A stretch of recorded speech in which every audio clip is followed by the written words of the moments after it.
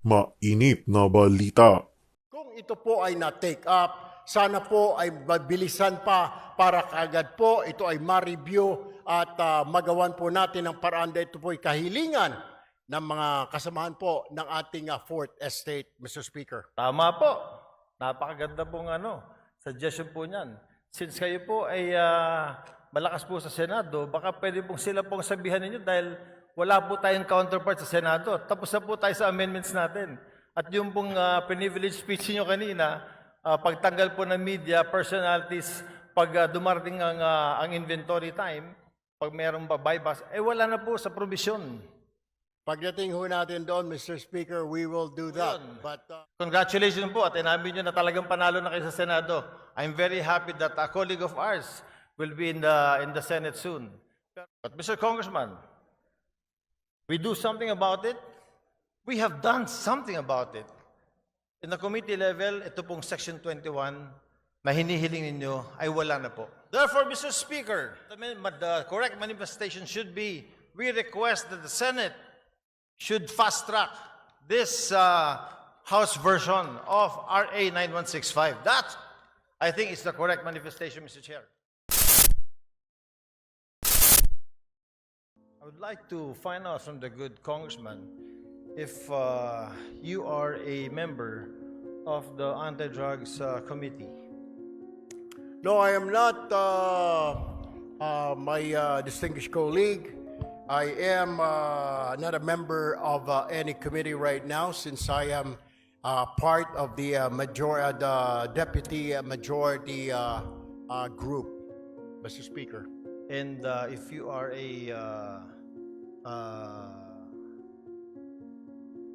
what were you again, Mr. Speaker? Deputy Majority Floor Leader, Mr. Speaker. Deputy Majority Floor Leader. I'm very sure, Mr. Speaker, that you know very well that the Committee on Anti-Drugs is very active on RA 9165. I am aware, Mr. Speaker. Oh, you are aware, Mr. Speaker. Thank you. If you're aware, Mr. Speaker, then what was the purpose of the privilege speech? I don't know if my distinguished colleague was present when I was mentioning an amendment on Section 21 of RA 9165, particularly exempting the media from being signatories in drug-related operations, particularly on confiscated items, Mr. Speaker. All right. Thank you, Mr. Speaker. The reason why I wanted to ask the good gentleman is because, you know, RA 9165 was passed already in the last Congress. And during this Congress, it has also been amended. And in Section 21 of RA 9165, I don't know if the good gentleman is aware, the Deputy Majority Floor Leader is aware that Section 21 has been taken up. Can you repeat that, Mr. Speaker? Tagalogin ko po. Aware po ba tayo na yung Section 21 po, ito po ay tinitake up po dun sa amendments natin sa RA 9165 in the committee. Kaya nga po, Mr. Speaker, kailangan natin balikan at bilis-bilisan po ang problema po natin sa Kongreso. Kaya po tayo napupulaan ng mga kababayan natin. Napakarami natin mga batas na kailangang ayusin, subalit hindi po naaayos, kaya kailangan po natin bilis-bilisan.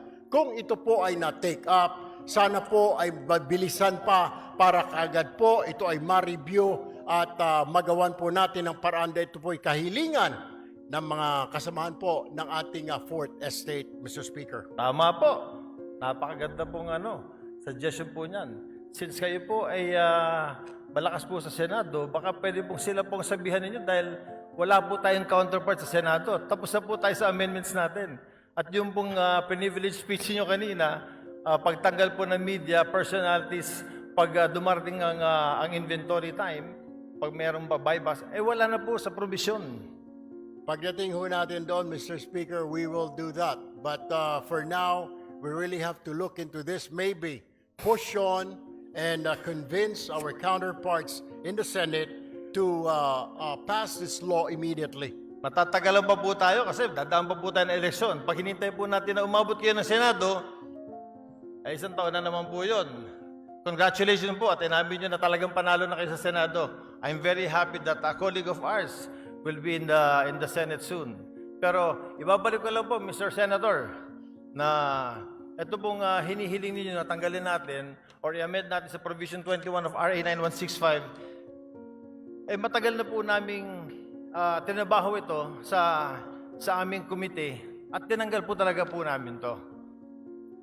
Ang tanging hiling namin, katulad din ng hinihiling ninyo, eh sana nga po mapabilis natin ito sa Senado dahil sa Senado po, hindi ko alam pero baka pwedeng kayo na po ang magsalita, baka pwedeng kayo na mag-privilege speech, pakisabi na bilis-bilisan po para itong hinihiling natin na ma-amend itong Section 21 ay matapos na. Alam niyo ho, I will just have to correct my colleague.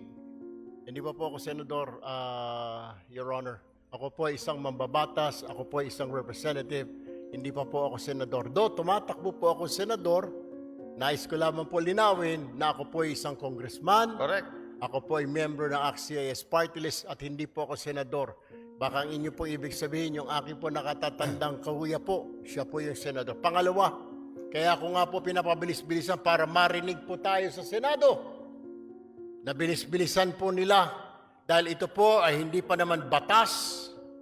Eh habang ito hindi pa po batas, eh ala hong saysay ang pagre-review, wala hong saysay ang pagtanggal ho natin ng section na yan, Section 21, kung hindi pa naman po ito batas. What I am trying to point out, Mr. Speaker, I guess we have to do something about it.